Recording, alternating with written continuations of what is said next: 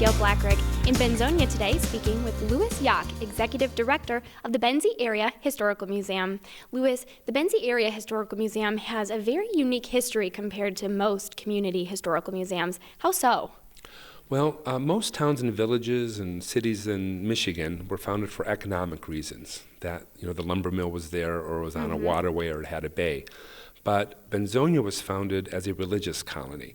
It was established in the 1850s to start a college dedicated to things like education for women, which was kind of unheard of in the 19th century, abolition or the freedom of slaves, and universal education, and also not as celebrated today, but temperance, no drink. Okay, terrific. So how have you seen that culture that started this town kind of move into the future and still present today?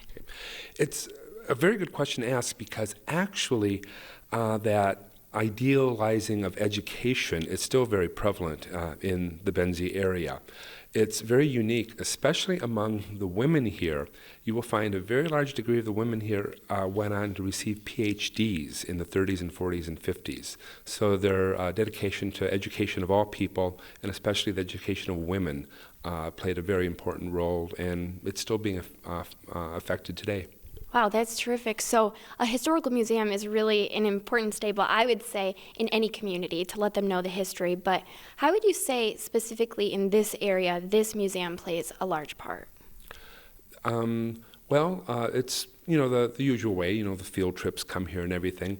But we're also very connected with other nonprofits in the area. For example, the libraries and the museum collaborate a lot.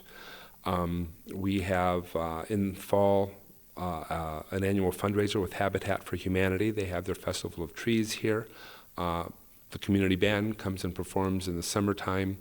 And of course, in the summertime, a lot of people come here to visit the museum and to bring their relatives. And on rainy days especially, we have a children's playroom, so a lot of campers bring their children here to play on those days. Sounds like fun. So you guys also offer a free lecture series for the public to partake in. Can you tell us a little about that? Certainly, that's also connected with the establishment of Benzonia as a religious colony dedicated to education.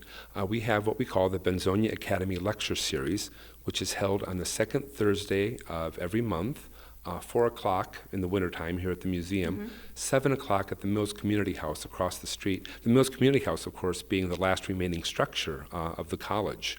And this is a lecture series dedicated to international, national, and local history. And because the founders of the community were so intent on education, we carry on in the spirit of the founders by offering this free series of lectures.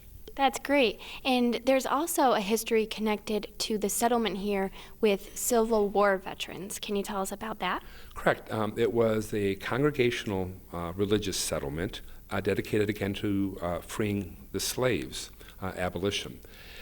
And after the Civil War, those Union veterans who did in fact enlist to free the slaves, after the Civil War, they were given a chance with their land grants to settle anywhere. And many of them had learned about this settlement here in Benzie County.